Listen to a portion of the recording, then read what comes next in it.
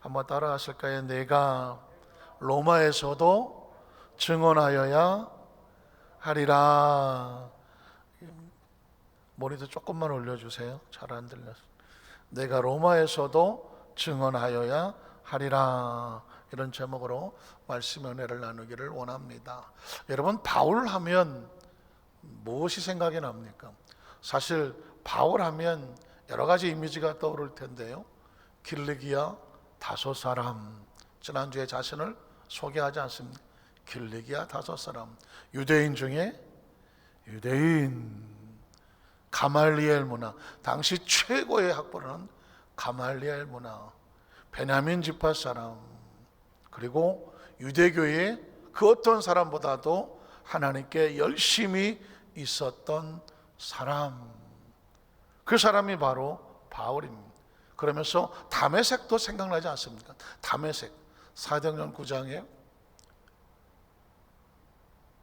크리스천들을 잡으러 가다가 다마스커스 다메섹에서 그만 예수님을, 부활의 주님을 빛으로 만나지 않습니까? 거꾸로 지고 눈이 멀고, 그때 다니는 선지자 이름이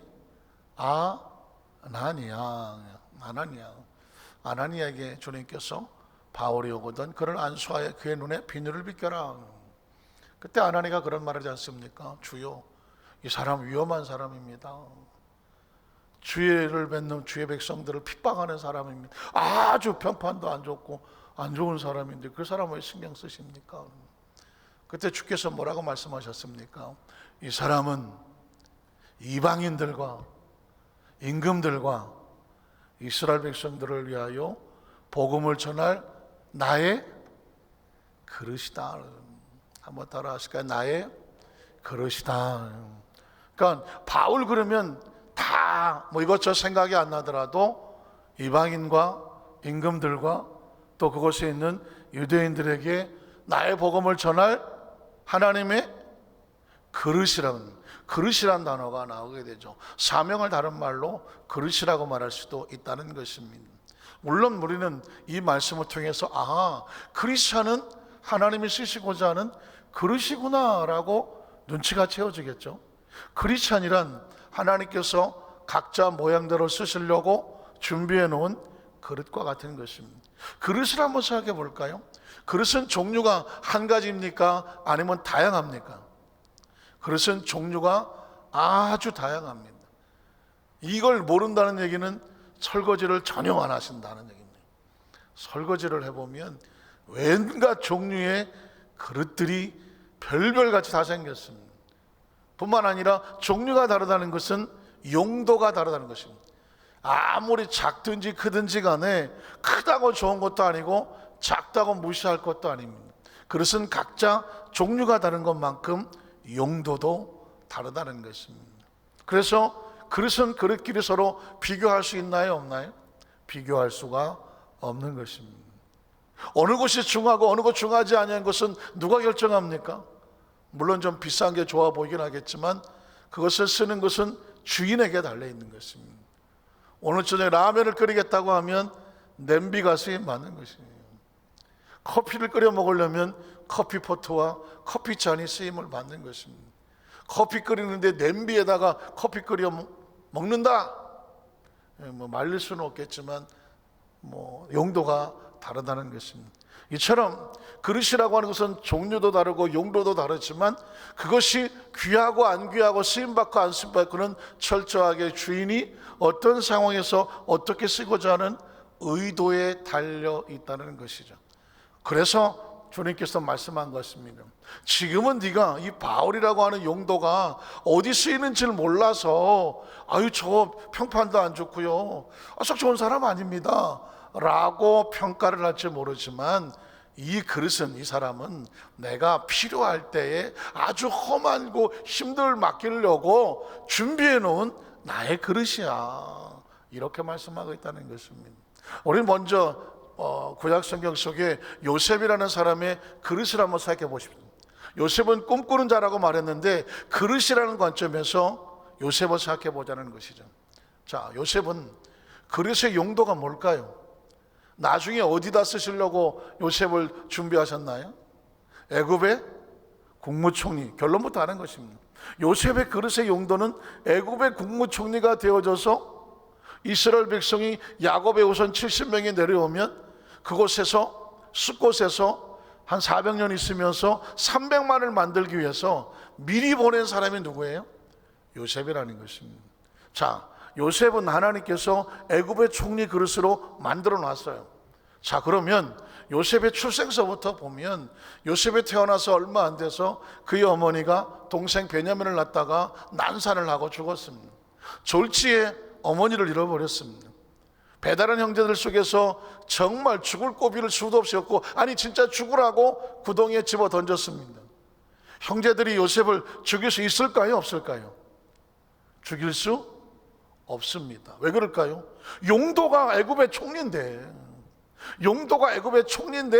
이 하나님께서 쓰시려고 준비하고 있는데 하나님의 그릇을 누군가 깰 수 있을까요? 없을까요? 깰 수 없습니다. 하나님의 섭리와 하나님의 계획을 누가 중도에 포기시킬 수가 없습니다. 막을 수가 없습니다. 그래서 형들이 죽이고자 했었으나 유다가 살려냈고, 그리고 저 미디안 대상들에게, 노예 상인들에게 팔렸습니다. 죽은 것과 같습니다. 왜냐하면 형들이 죽으라고 던졌거든요.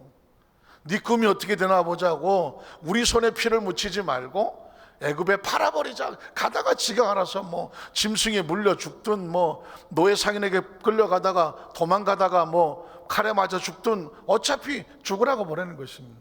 그러나 그 미디안 대상이 요셉을 죽일 수 있을까요? 없을까요? 죽일 수 없습니다. 왜? 용도가 있다니까요. 요셉은 반드시 뭐가 돼야 돼요? 애굽의 총리가 돼야 돼.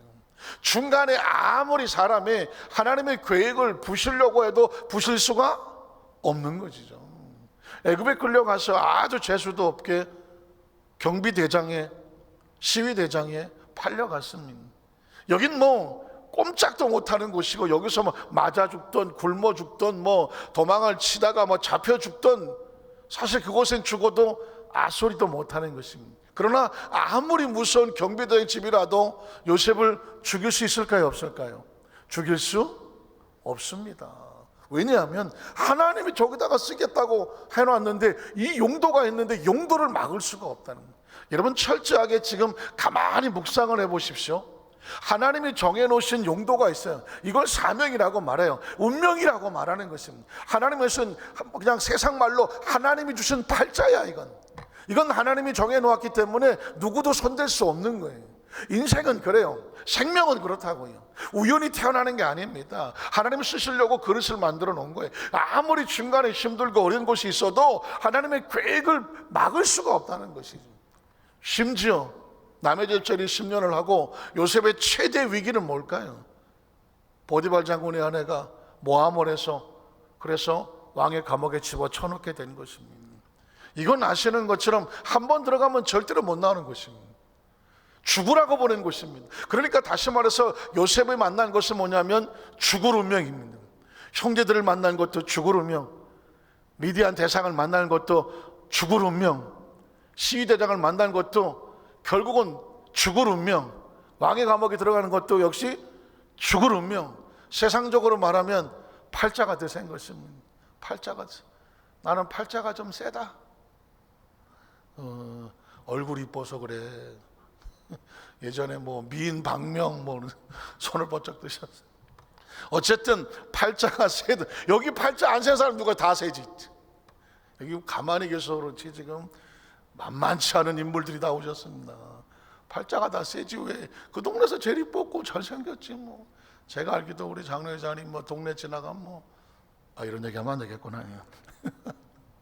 어쨌든 간에 나름 고생하고 힘들지 않은 사람은 아무도 없어요.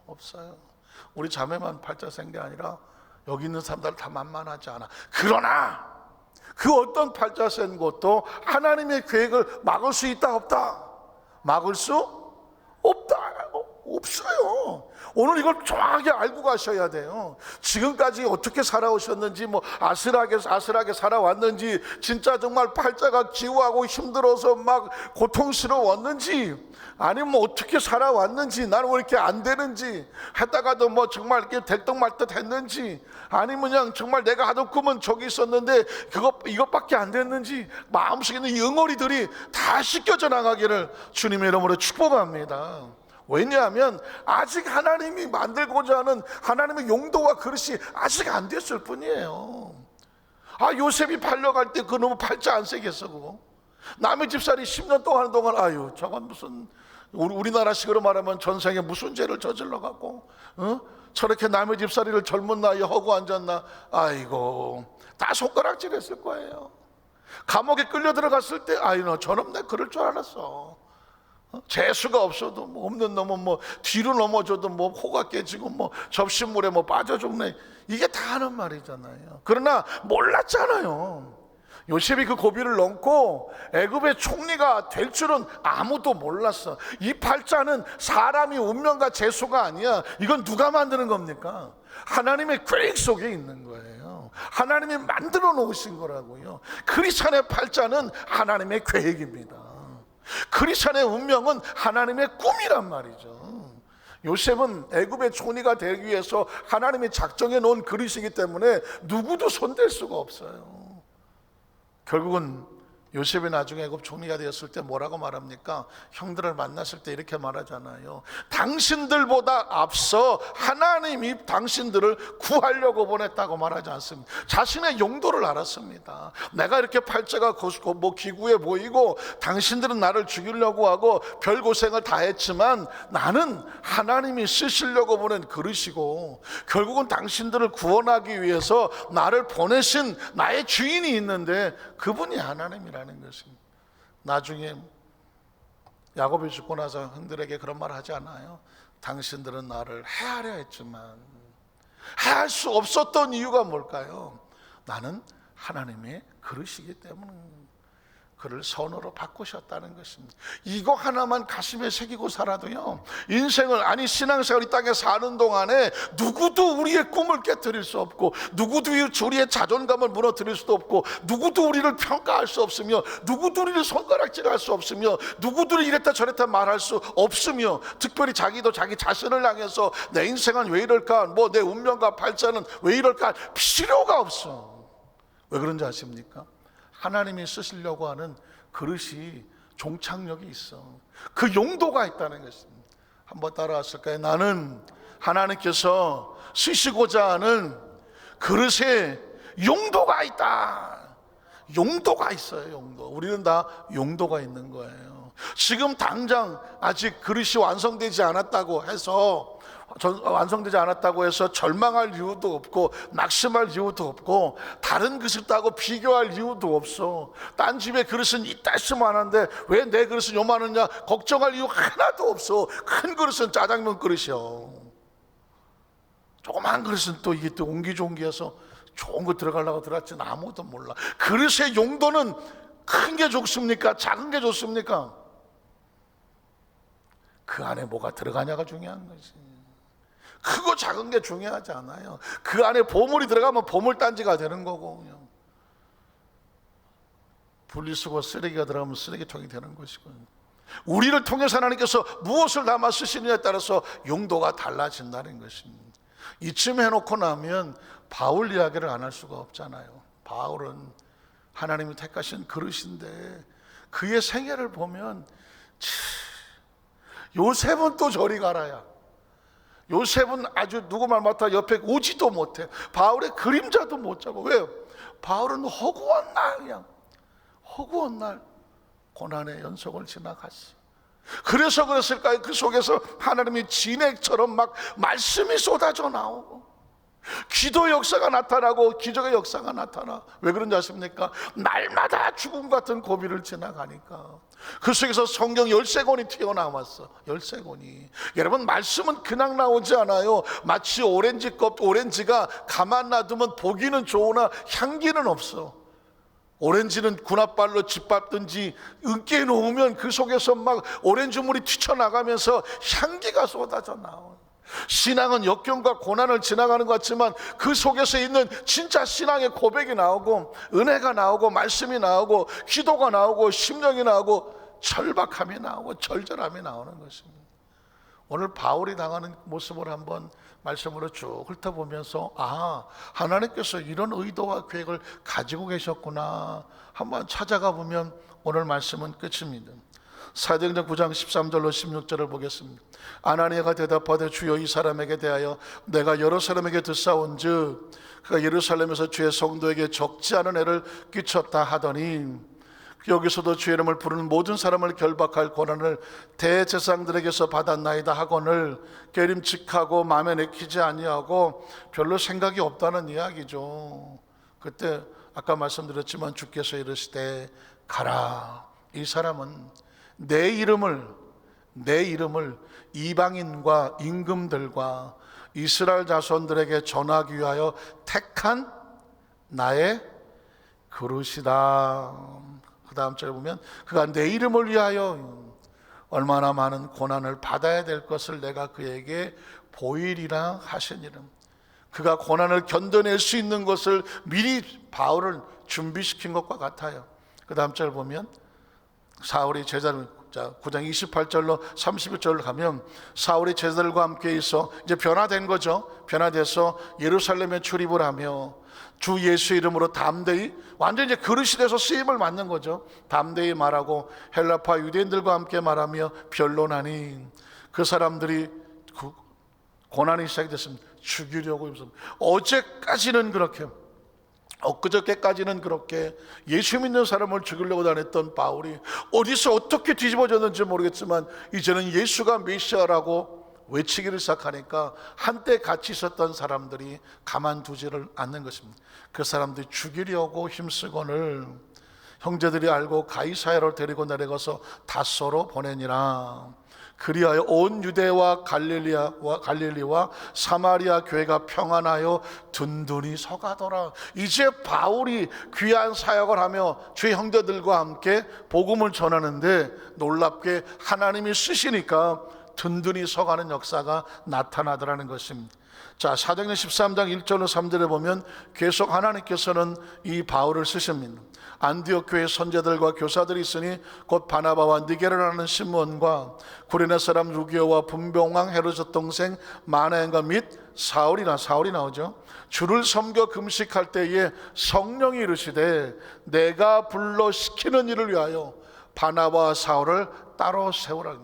그릇을 쓰시겠다고 바울과 바나바를 따로 선택하시는 것을 볼 수 있습니다. 그러니까 지금 바울은 예수를 만난 이후부터 자신의 의도와 계획으로 움직이지 않습니다. 주인이 들어쓰고 있습니다. 제가 아까 서두에 말씀드렸습니다.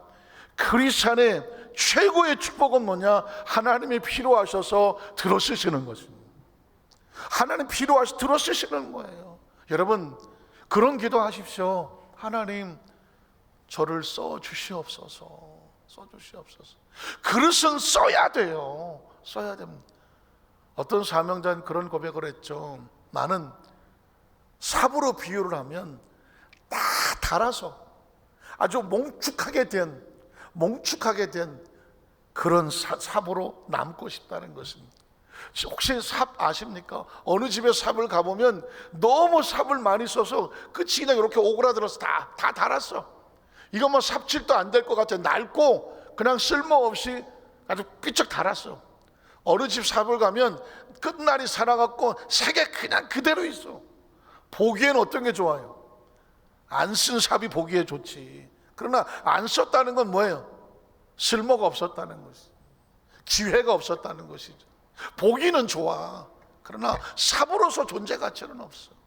이 뭉툭해진 이 삽은 이건 쓸모가 없어 보여. 그러나 세월이 보이잖아. 세월이 이렇게 날카로웠던 삽날이 이렇게 뭉클어질 때까지 주인이 이 삽을 들고 얼마나 많은 일을 했겠어. 인생은 너나 할 것 없이 100년 안짝을 산다고 치면 이렇게 남기 원합니까? 이렇게 남기 원합니까? 오늘 삽자를 들고 올라왔어야 되는 건데 이렇게 남기를 원합니까? 이렇게 남기를 원합니까?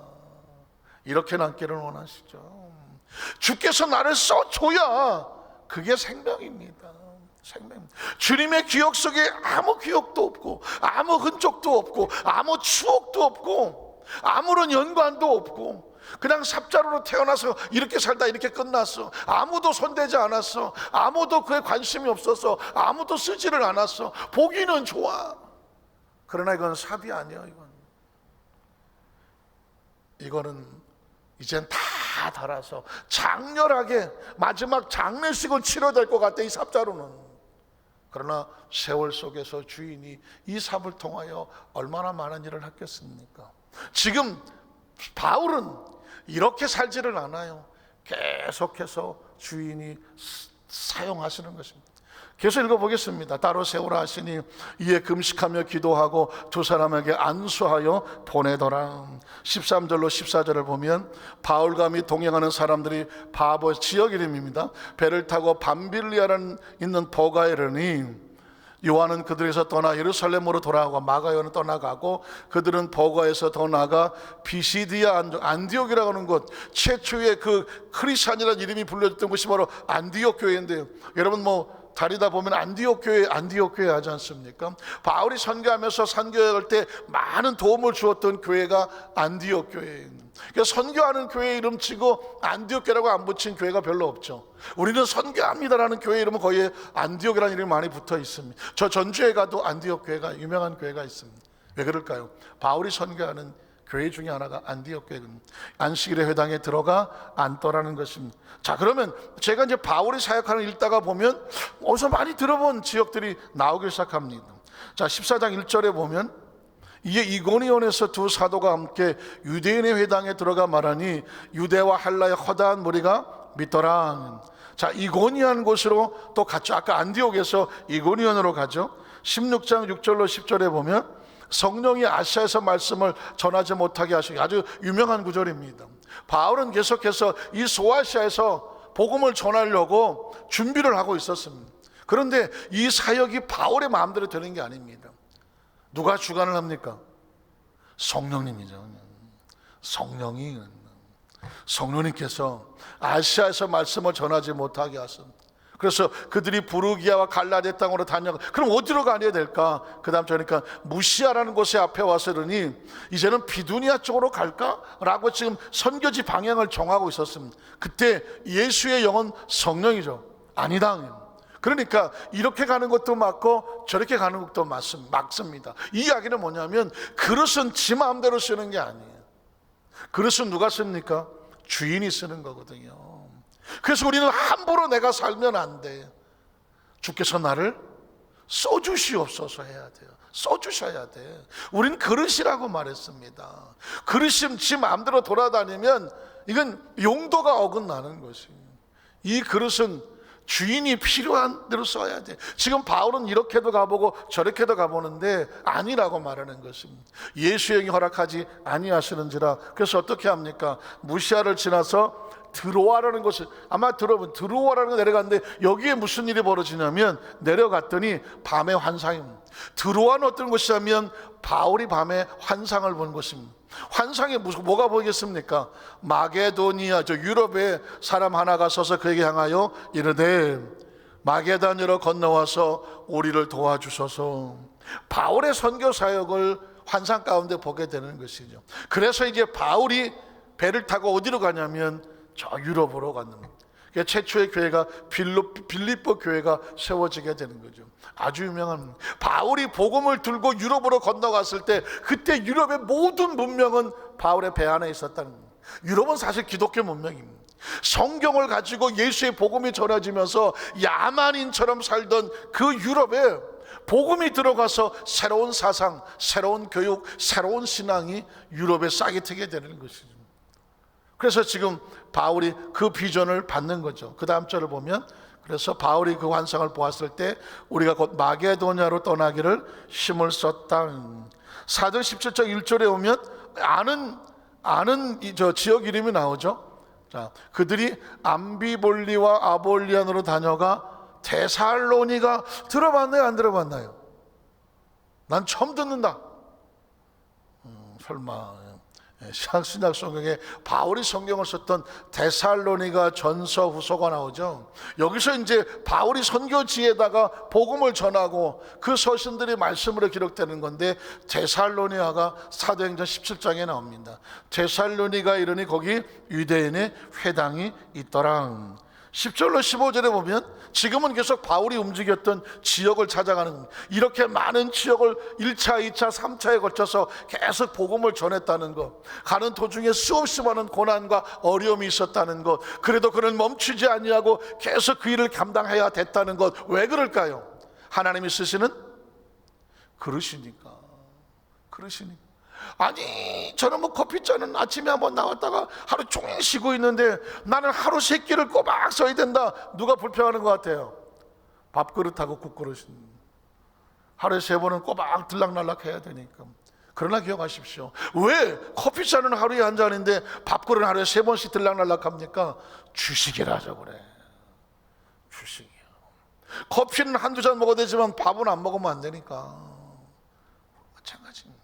하나님께서 바울을 자꾸 쓰시는 이유는 뭐냐면, 지금 유럽으로 복음이 계속 나가야 될 때이기 때문에 바울을 들어서 정신없이 사용하시는 거예요. 그래서 쓰임 받을 때가 축복인 거예요.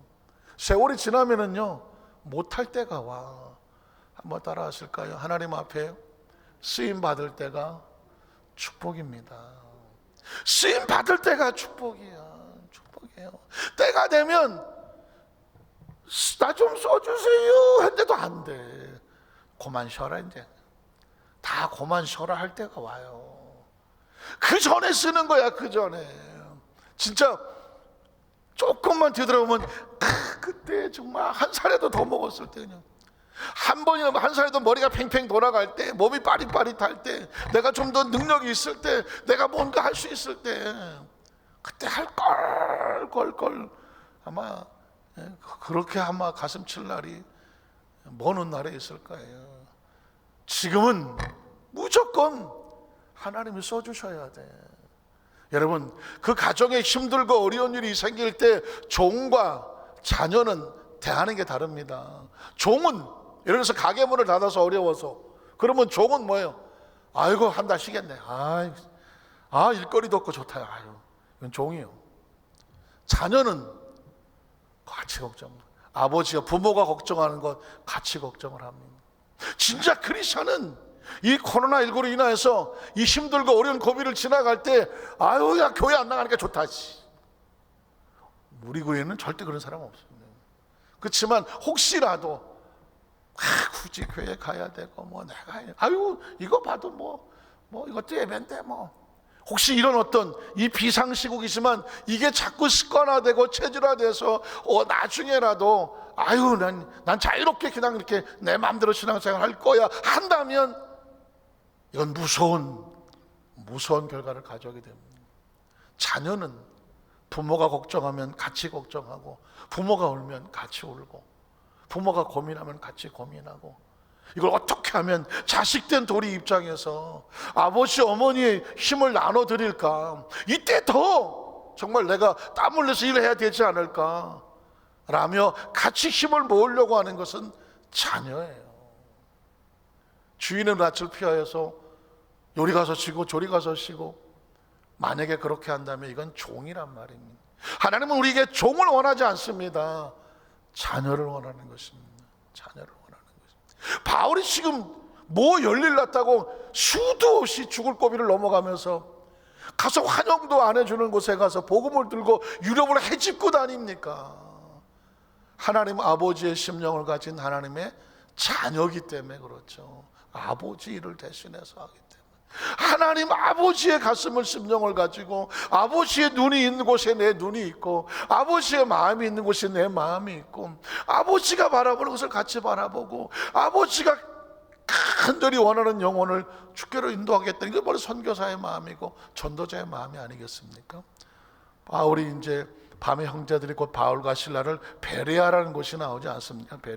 베레아는 이제 두란노 이런 식으로 성경을 깊이 상고하는 사람들의 그 지역 이름이에요. 베레아, 두란노. 그런데 아시는 것처럼 한국에는 베레아 그러면은 인식이 저 성락교회 서울의 영등포구에 있는 김기동 목사님이라고 연세도 많이 드셨는데, 이분이 베레아 아카데미라는 것을 해서 성경을 많이 가르치고 주의 종들이 초창기에 많이 가서 교육을 받았어요. 근데 그 교육이 잘못되어 이단론에 휩쓸리게 된 것은 뭐냐면 귀신론 때문에 그러지 않습니다. 그래서 지금 한국 교회는 베레아 그러면 귀신론이 돼버렸어요.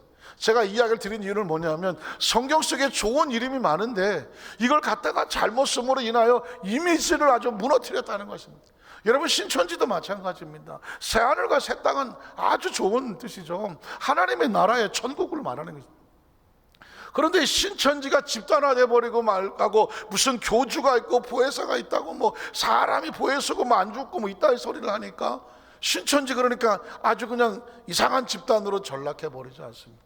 또 거기 나와서 신천지 아니고 새천지 또 이러고 신천지나 새천지나 다 같은 말이에요. 영생교라는 말이, 영생도 아주 좋은 말인데 나는 뭐 안 죽는다 그러면, 돌아가신 지 오래되셨지만 교주 같던 뭐 조이승인가 영생교를 하고. 제가 왜 베레아를 하는 얘기는 뭐냐면 원래 의미는 아주 중요한 의미나 쓰는 용도를 잘못 쓰는 바람에 이미지가 나빠졌을 뿐이지, 이 베레아 교회 사람들은 하나님을 잘 말씀으로 묵상했던 사람이다. 그들이 이르러 유대인의 땅에 들어가니라. 베레아에 있는 사람들은 데살로니가에 있는 사람들보다 더 어떻다고요? 너그럽다는 거죠. 참 중요한 말입니다. 데살로니가 사람들은 반대로 뒤집으면 베레아 사람들보다 너그러워요, 싸나워요? 안 너그럽지. 그런 의미에서 보면요, 성도는, 교회는 너그러운 게 축복이에요. 참, 성경이 말하지 않습니까? 베레아에 있는 사람들은 데살로니가 있는 사람보다 더 너그러웠다는 얘기는 뭐냐면 오픈 마인드, 마음이 넓어서, 마음이 따뜻해서 사람을 대하는 게 달랐다는 것입니다. 어느 교회의 소문이, 아유 그 교회는 아이고 사람들 다 아주 거시고, 아이고 싸놨고, 그냥 가서 그냥 앉았다가만 눈치만 보고 왔네, 이런 얘기를 들으면 그 교회라는 이미지하고 너무 안 맞지 않습니까? 성경은 이렇게 말합니다. 베레아 사람들은 데살로니가의 사람보다 더 너그러웠더라는 것입니다. 나는 다른 사람들보다 더 너그러운가? 아니면 나는 혹시 싸나운가?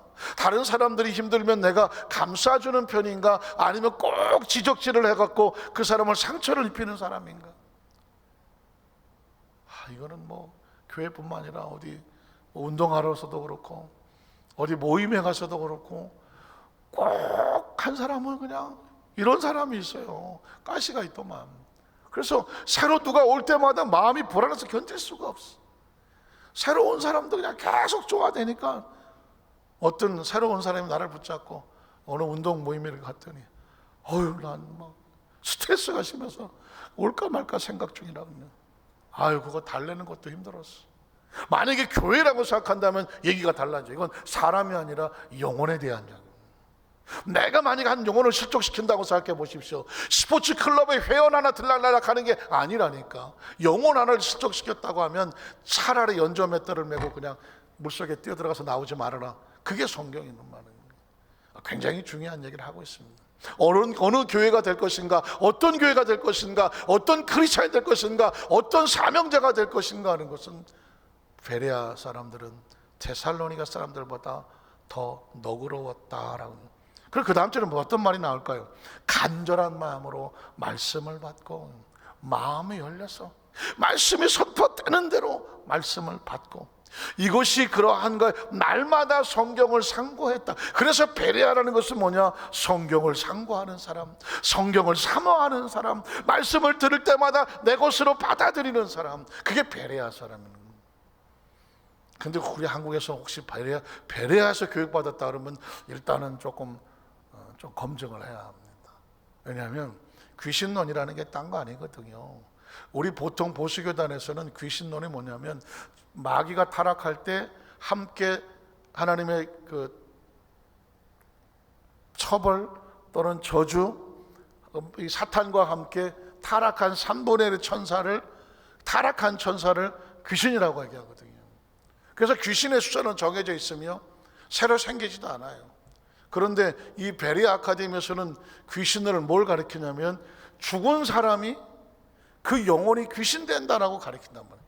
그러니까 수도 없이 귀신이 늘어나는 거죠. 그러니까 그런 차원으로 본다면 이렇게 하죠. 당신 속에 무당하는 거가 좀 비슷해요. 뭐 돌아가신 무슨 전쟁에 돌아가고 차에 죽고 요절하고 뭐 이런 귀신들이 집안에 들어와 갖고 당신을 묶고 있다고. 그래서 귀신을 쫓아내야 이 집안의 팔자가 풀린다고. 이런 식으로 해서 이 교회는 계속 축사를 많이 하는데 거기서부터 귀신론이 잘못돼요. 성경적인 귀신론이. 근데 그 사람의 용도는, 이 주장은 그래요. 김기동 목사님께서는 자기가 사역을 하다 보면 축사할 때마다 항상 귀신을 묻거든요. 너 누구냐고 항상 물어요. 저도 축사를 할 때 묻습니다. 왜냐하면 귀신의 정체를 드러내야 되거든요. 그러면 귀신들이 뭐라고 말하냐면 타락한 천사다 이렇게 말하지 않아요. 이 집안에 몇 살 때 죽은 무슨 어느 친척이다 이런 얘기. 제가 해보니까 나는 무슨 귀신이라고 그러더라고. 뱀이라고 그러더라고. 뱀이라고. 이 사람이 장례식에 가갖고 두려워서 떨 때 들어왔다고. 언제 들어왔냐? 5년 전에 들어왔다. 또 어떤 것은 도둑질하는 영이라고 그러는. 넌 언제 들어왔냐? 그랬더니 이 사람이 초등학교 어렸을 때 그 마트에 가게에 가서 물건 훔칠 때 들어왔다. 이 귀신들은 자기 정체를 드러내거든요. 귀신 정체를 드러냅니다. 그러니까 이제 그 정체를 하는데 이 사람 얘기는 그 귀신들이 다 죽은 사람들의 이름을 대더라는 것이죠. 그래서 김기동 목사님께서 내가 사역을 해보니까 귀신들은 다 죽은 사람들의 영혼이 되더라. 그래서 나는 그렇게 주장한다는. 이건 성경적인 건 아니거든요. 그래서 지금은 많이 이제 그런 부분에서 이제 주장을 하지 않고 성락교회도 이렇게 좀 이렇게 교류를 하려고. 침례교는 별로 이단이 없는데 거기서 나오고 또 복음 침례 구원파 이게 전부 다 침례교에서 나온 이단들이거든요. 그래서 이 베레아라는 것은 아직 한국 교회 속에서 많은 이단들이 거기서 좀 많이 출산한 게 가슴 아픈 일이 좀 있고요. 어쨌든 굉장히 좋은 그 지역 이름인데 안타깝게도 그렇게 쓰이고 있습니다. 그 중에 믿는 사람이 많고 헬라의 귀부인과 남자도 적지 아니하나 데살로니가에 있는 유대인들은 바울이 하나님 말씀을 베레아에서 전한 줄을 알고 거기서도 와서 무리를 움직여 소동한. 이 데살로니가 교회는 상당히 문제가 많았던 것 같아요. 그래서 데살로니가전서 후서에 바울이 편지를 쓰죠. 베레아에 가서 바울이 복음을 쓰니 거기까지 쫓아와서 바울의 사역을 방해했던 것이 데살로니가 사람들. 그 다음 절을 보면 형제들이 곧 바울을 내보내어 바다까지 가게 하되 바울을 몰래 숨겨 도망치게 할 정도로 위기를 만나죠. 실라와 디모데는 아직 거기 머물더라. 바울을 인도하는 사람들이 그를 데리고 아덴까지 이르게 되고 그에게서 실라와 디모데라는 이름이 나오죠. 바울의 영적인 아들이 바로 수제자와 같은 것이 바로 디모데죠. 디모데 전후서가 나오는 자기에게로 속히 오게라는 명령을 받고 떠나더라. 10절로 15절 했죠. 18장 1절로 4절에 보면 그 후에 바울이 아덴을 떠나 고린도가 나오지 않습니까? 고린도 전후서도 바울이 썼습니다. 고린도 교회에 대한 이야기죠. 읽어볼게요. 이르러서 아굴라라는 본도에서 난 유대인 한 사람을 만나니 골라디오가 모든 유대인을 명하며 로마에서 떠나라는 고로 그가 그 안에 브리스길라와 아굴라라는 아주 열심히 부부가 바울의 사역을 도왔던 사람입니다. 이달리아로부터 새로 온지라 바울이 그들에게 가매 생업이 같으므로 함께 살며 일을 하니 바울과 같이 함께 살며 장막 치는 일을 도왔던 사람. 그 생업은 천막을 만드는 곳이더라. 안식일마다 바울의 당에서 강론하고 유대인과 헬라인을 권면했다. 자, 19장 21절에 22절에 보면 이 일이 있은 후에 바울이 마게도냐 아가를 거쳐 예루살렘에 가기로 작정하여 이르되 내가 거기 갔다 후에 로마도 보아야 하리라. 바울도 알았습니다. 내 사역의 마지막 끝은 어디다? 로마구나. 지금 아무리 힘들고 어려워도 나는 로마까지 가야 되겠구나를 알았습니다. 자, 시간이 좀 갔기 때문에 마지막으로 그냥 넘어가 버릴게요. 사도행전 23장 11절 가보세요. 넘어갔네. 그날 밤에 주께서 바울의 곁에 서서 이르되 담대하라 내가 예루살렘에서 나의 일을 증언한 것 같이 로마에서도 증언하여야 하리라 하시니라. 제가 중간에 뚝 잘랐거든요. 계속 지역을 갑니다. 에베소도 가고 갑니다. 그런데 가는 도중에 마치 계속 위기를 만나요. 그러니까 오늘 복음을 전하다가 내일 어떻게 될지 모르는 거예요, 바울이. 근데 예수 주님께서 바울에 이렇게 말합니다. 너는 로마까지 간다. 그리고 거기서 복음을 전하게 된다. 이게 바울의 마지막 끝입니다. 그러니까 바울은 뭐냐? 유럽의 복음을 전해서 로마에 가서 복음을 전하고 순교하는 것이 바울의 그릇이었습니다. 왜냐하면 로마는 당시 세계를 지배하고 있었기 때문에 로마의 복음이 전해지면 이 복음이 전 세계로 나가거든요. 결국 이 복음이 전해지고 나서 AD 313년에 드디어 기독교가 로마의 국교가 되는 일이 벌어집니다. 그러니까 한 사람의 눈물 나는 이 사명 하나가 로마, 유럽을 뒤집어놓은 것입니다. 말씀을 정리하기를 원합니다. 제가 서두에 요셉의 이야기를 들었고 그 다음에 바울의 이야기를 들었습니다. 말씀을 묵상하다가 보니까 나의 끝이, 우리의 끝이 보이지 않겠습니까? 우리는 어떻게 살까? 언제까지 살까? 우린 모릅니다. 왜냐하면 그릇이기 때문에. 그릇은 자기의 그 한계를 모릅니다. 자기의 용도와 언제 쓸지를 모릅니다. 이 그릇에 대한 모든 것은 누가 알고 있습니까? 주인이 알고 있는 것입니다. 야, 너는 로마까지 갈 거야. 로마의 복음을 전할 거야. 이러면 그 안에 별일을 만나도 어디까지 갑니까? 로마까지 갑니다. 요셉에게 너는 애굽의 총리까지 갈 거야. 그 안에 아무리 힘들고 어려워도 요셉은 어디까지 갑니까? 애국까지 갑니다. 저와 여러분의 운명은 하나님께서 우리에게 사명을 맡기시고 너는 거기까지 해야 된다라고 하면 중간에 아무리 누가 어쩌고 저쩌고 힘들고 하더라도 하나님께서 기필코 해내고 마실 줄로 믿습니다. 하나님이 해내신다. 한번 따라 하실게요. 하나님이 해내신다. 이유가 뭔지 아십니까? 그가 우리의 주인이기 때문에 그렇습니다. 기도하겠습니다. 하나님 아버지 감사합니다.